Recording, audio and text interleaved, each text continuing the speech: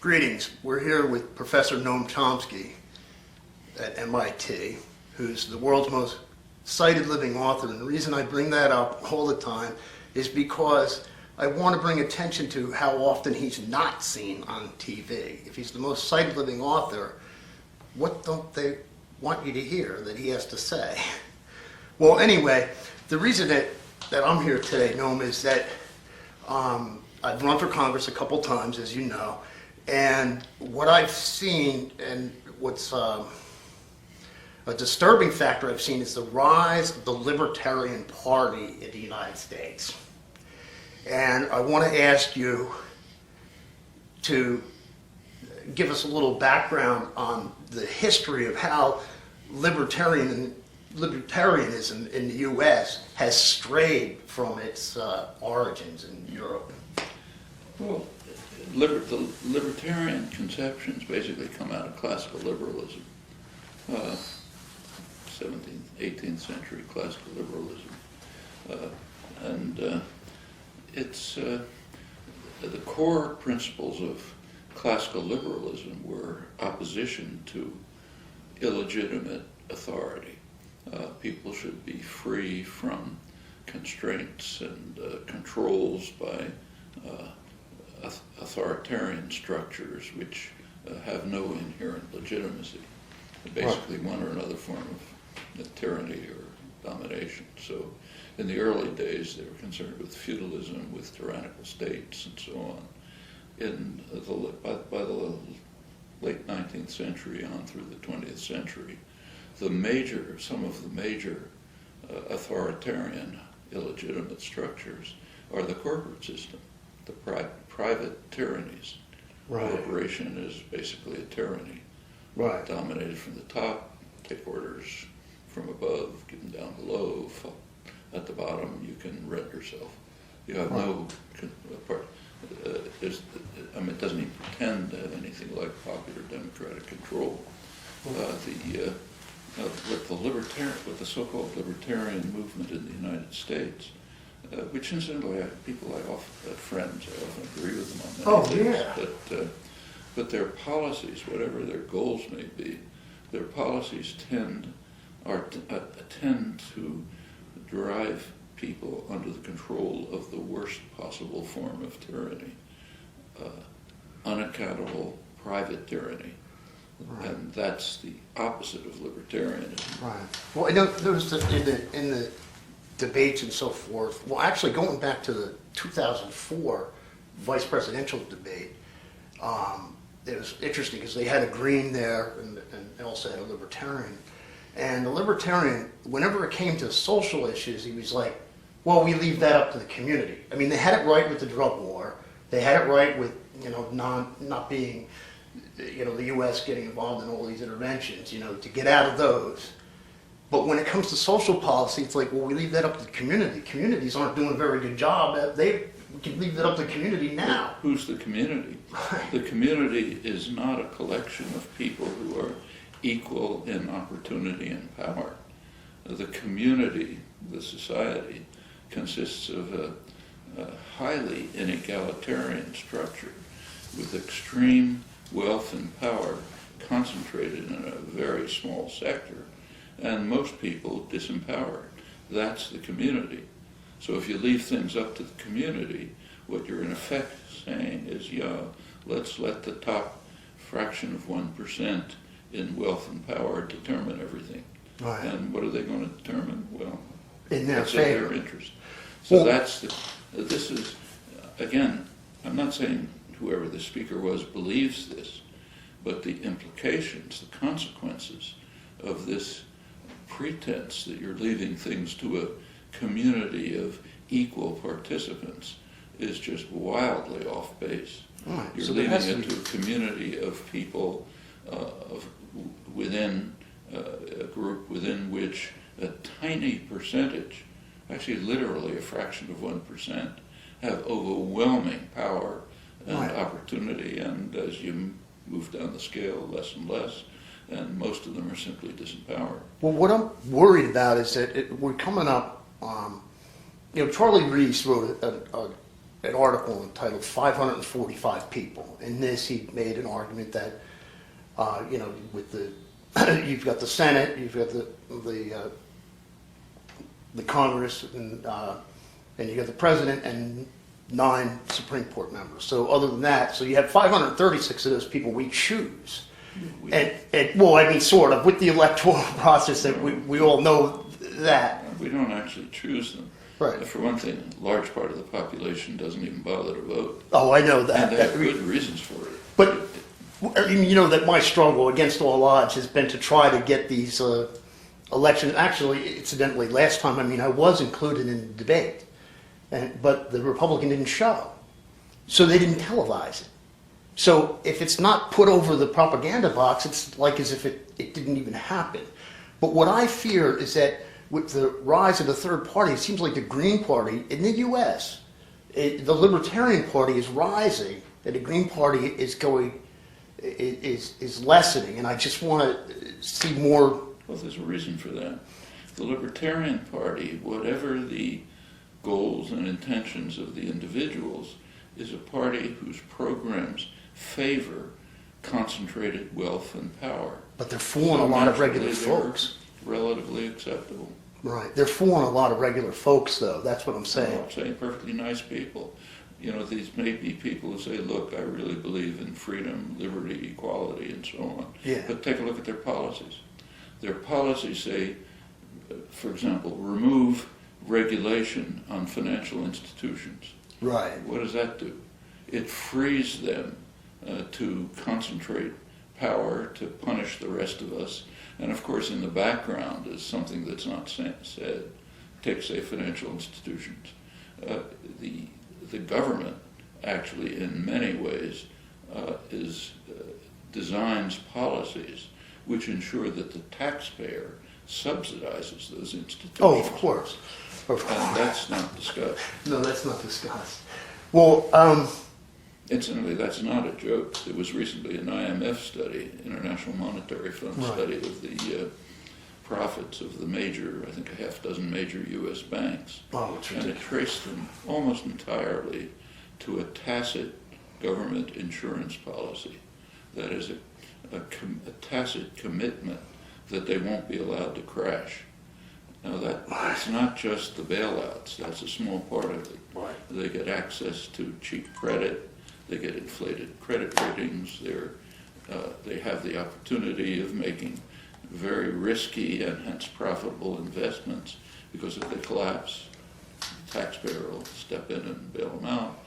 All of that contributes enormously to their profits. The business press, Bloomberg, estimated the implicit taxpayer subsidy at about over $80 billion a year. Right.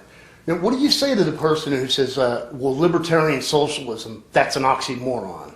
That's an oxymoron. In the United States. It's an because oxymoron. In the United States, libertarian means support for capitalist autocracy. And yes, it would be an oxymoron to talk about a socialist support for capitalist autocracy. But that's a U.S. term. But here it's funny that people fear. Libertarianism in the world meant the legacy of classical liberalism, which is quite different. And workers' struggles. Like, let's say, John Stuart Mill, outstanding figure of classical liberalism, was in favor of worker ownership of enterprises. Wow. Okay. Because when you talk about some of these things, I'm making it so the average Joe or Jane can understand. In the United States. Yeah, in the But United the States. US is off the spectrum. This is a business-run society to an unusual extent. Oh, they got funding, supposedly, well, not the race, the guy I was running against, but somebody else. I heard that he got funding from the Koch brothers. And I wouldn't be surprised. Yeah, the Koch brothers call themselves libertarians. yeah. And, meanwhile, they're lavished with huge government subsidies, protected in all sorts. I mean, even the Pentagon is, to a substantial extent, a subsidy for the energy corporations. Right. They're of course.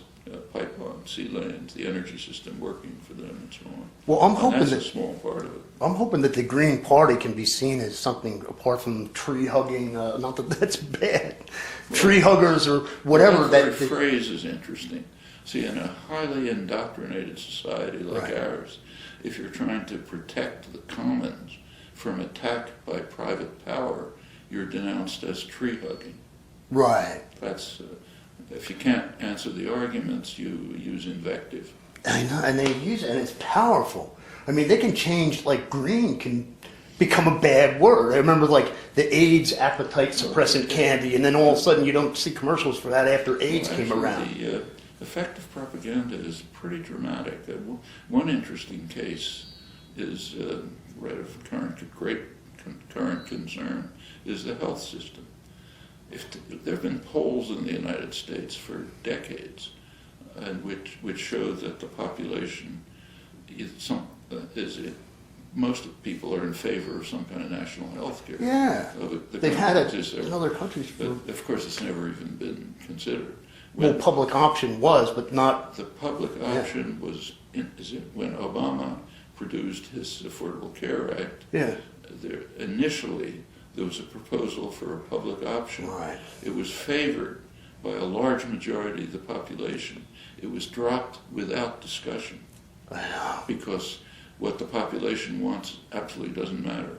But the propaganda has been so intense that by now, that as soon as Obama's proposal was instituted, the propaganda created substantial, in fact, majority opposition to it, which remains, even though it's a small step towards what the public has always wanted.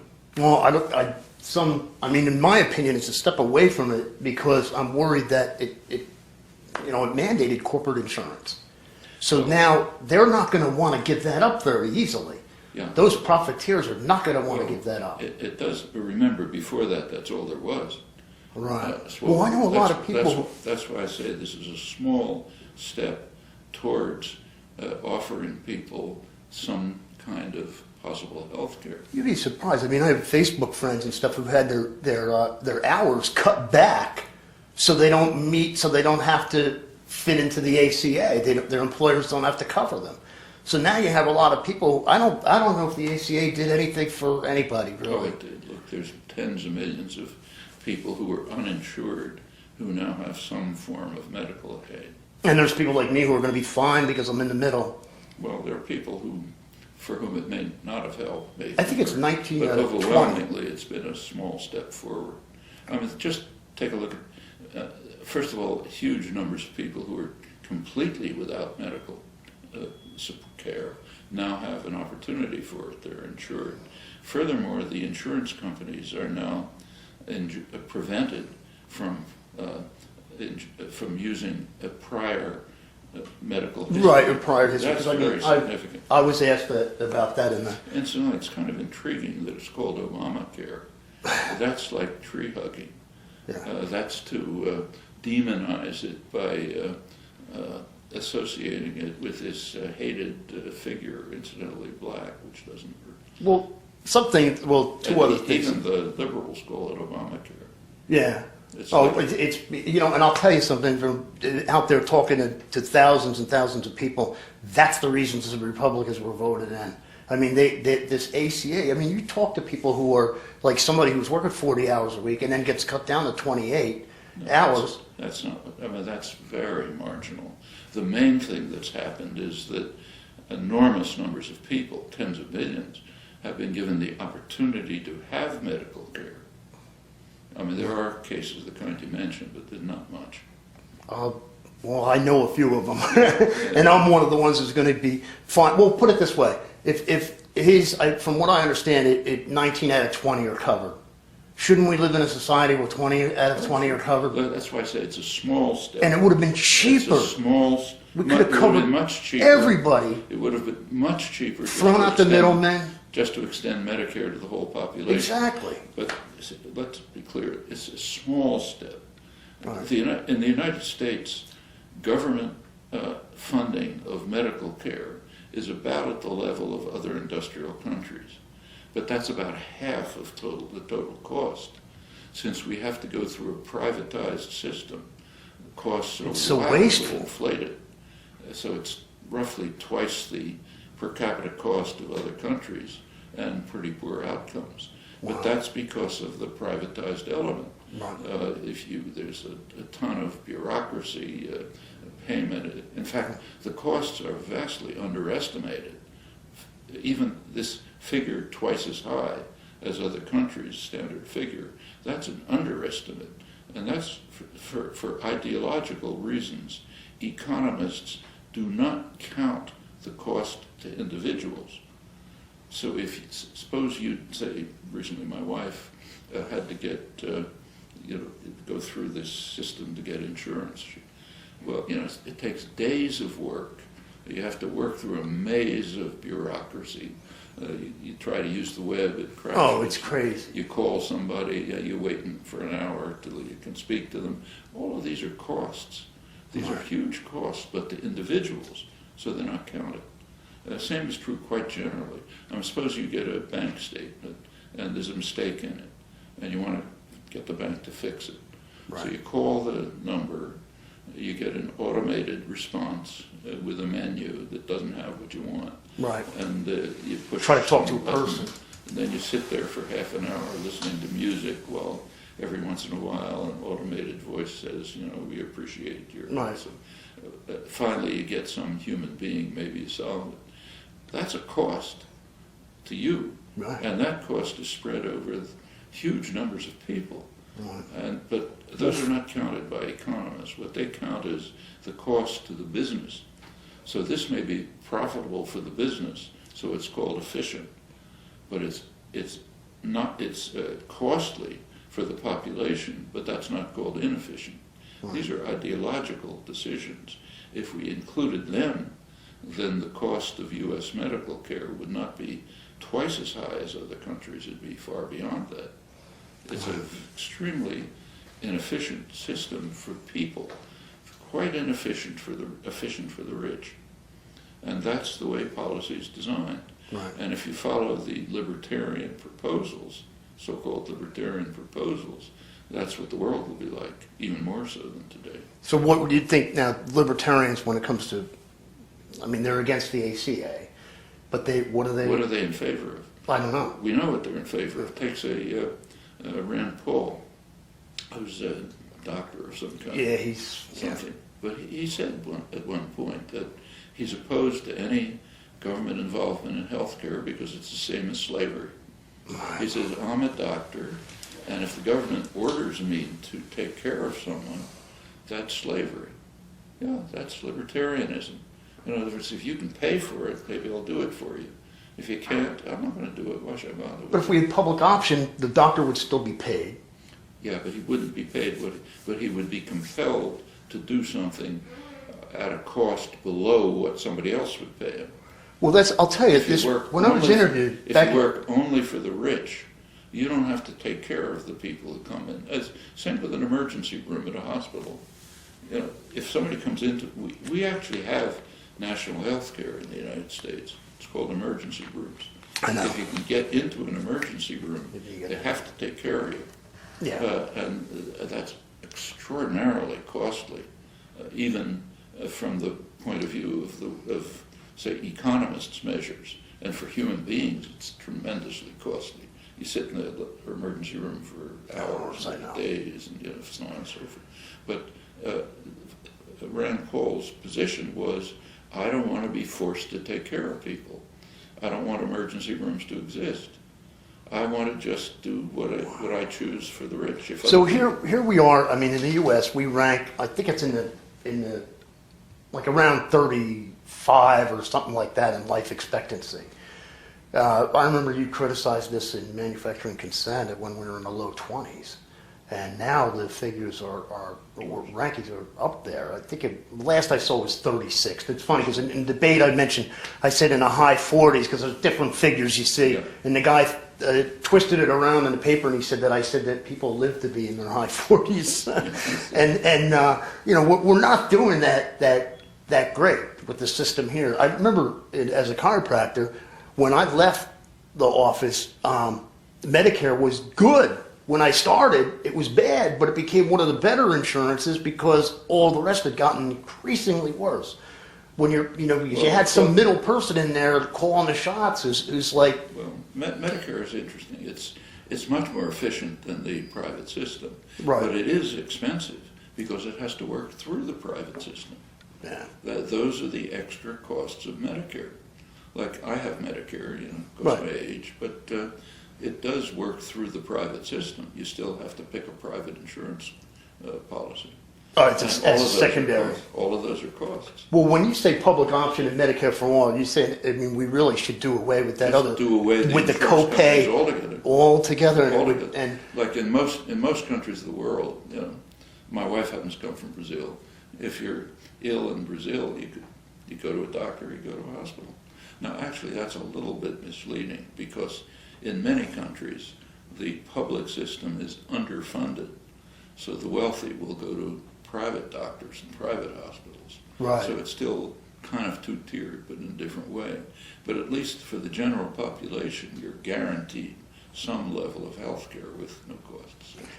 well, I certainly hope that with these, in the upcoming elections, I mean, people are fed up. If you look at what the Republicans and the Democrats are putting out there for the presidency, it's really terrible. I hope that we Just have take a a look rise. take a look at the figures on respect for the political system. Way down there, Congress, it's single digits. single digits. The president, maybe 15%. Even the Supreme Court, which used to be high up, I think is in the low 20s now. Well, people are getting aware, but they People just still want to throw out they the whole still system. consider outsiders as spoilers, and we don't have time to get into that. That's actually the book I'm writing is called Election Spoilers, and I'm saying that the spoilers are the media who censor the candidates, not the candidates who challenge the system. And there's not much difference between the two as time goes on. I mean, they're both corporate funded parties. Well, what's happened over the years is both parties have shifted to the right, Exactly. and the Republicans have shifted so far that they're simply off the spectrum. Off the spectrum. They're not a parliamentary party anymore. No. They're, in fact, one of the leading conservative commentators, Norman Ornstein, very respected conservative political analyst, American Enterprise Institute. He simply described the modern Republican Party as a radical insurgency, which has abandoned any commitment to the parliamentary process. Yeah. And you can see that in the last 10 years. And they get away with it Yeah, they're getting away with it. so far. Oops. Here comes our break. You've got to do this. The boss just came in. You've said, and I've said, this is the reason I'm doing this, our planet's future is at stake right now. If we don't turn this thing around. Well, actually, this is the first time in human history when we have to make decisions which will determine whether our grandchildren have a decent world to live in. We're advancing towards a precipice which we might fall over, in which case the chances for decent human survival are finished. And there are basically two crucial problems. One is nuclear weapons. Yep. By a miracle, virtual miracle, we've survived the last 70 years without People don't know. destroying ourselves. Yeah. It's always up. There's always a chance.